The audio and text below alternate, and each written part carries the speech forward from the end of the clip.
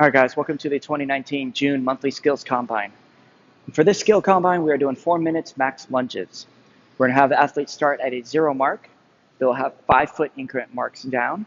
So every 5 feet, 5, 10, 15, 20, you can either put some chalk or put some duct tape down, and that'll be how we mark out and count our reps.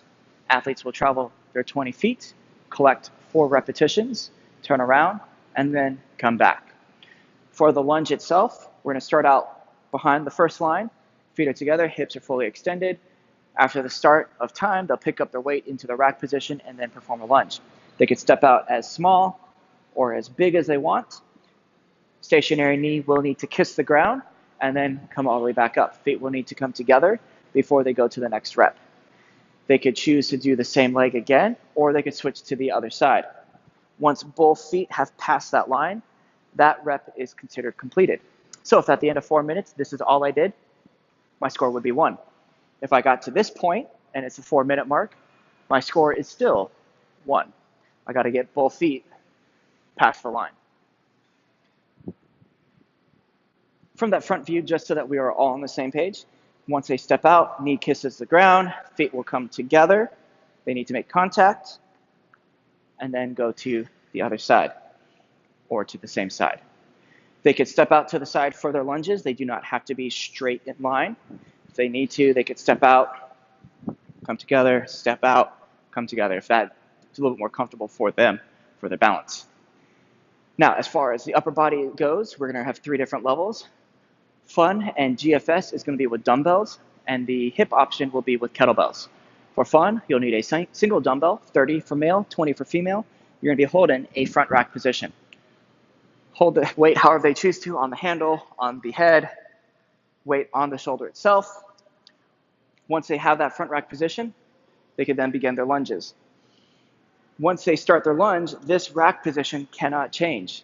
So if I step out and I lose the rack position, I got to step back, re-rack, and do it again. Once I've completed a lunge, if I need to, I could readjust, or I could even switch to the other hand if I want to.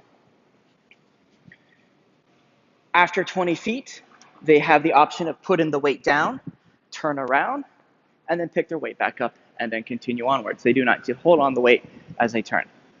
GFS is going to be an overhead lunge position. So 45 for male, 30 for female with a dumbbell, wrist and elbow, shoulder stacked. We want to have that bicep by the ear if possible. They could hold by the handle, or if they want, they could even hold by the head of the dumbbell here.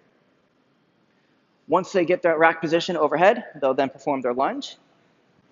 Same thing, if they lose the rack position, which is considered the bottom of the weight below the top of the head, they need to redo that lunge. Get it back overhead, and then continue.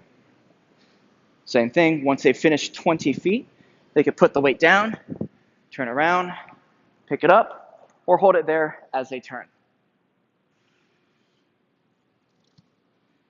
The hip option will be with kettlebells, 35 for male, 26 for female. We're going to have a front rack position with one arm and an overhead position with the other arm. How they get the weight up there does not matter as long as they have that rack position. Handle to the collarbone, so it's inside the body. We're not out here or up here. The other arm locked out overhead. Once they got the rack position, they can move. If either of these hands lose that rack position, they need to redo that rep. So they'll step back, reset, make sure it's adjusted, and then perform that lunge again. Once they have feet together, if they want, they could switch. They could then turn around and then go back. They could also put the weight down and then turn around and then continue. A couple other do's and don'ts. When we do our lunges, like I said, we need to see feet together at the top. So we're not going to allow any step through. So if I come up and go right into that next rep, that does not count. I need to come back, feet together, and then stop. The other thing is any additional step outs. So if I come up and I take a step and step, that does not count. Got to come back, do that lunge again, and make sure my feet are together. The only time those steps do not matter is during the transition when they turn around. So if this is a 20-foot mark, I can do as many steps as I want. I can readjust. I just need to make sure I start behind the line before I step out again. All right? Both feet need to clearly pass the line for that to count. I'm on the line. I'm not past it. Doesn't count. At the end of the 4 minutes, total reps is going to be their score multiplied by the level multiplier. So fun is going to be 1 point per rep. GFS is going to be 2.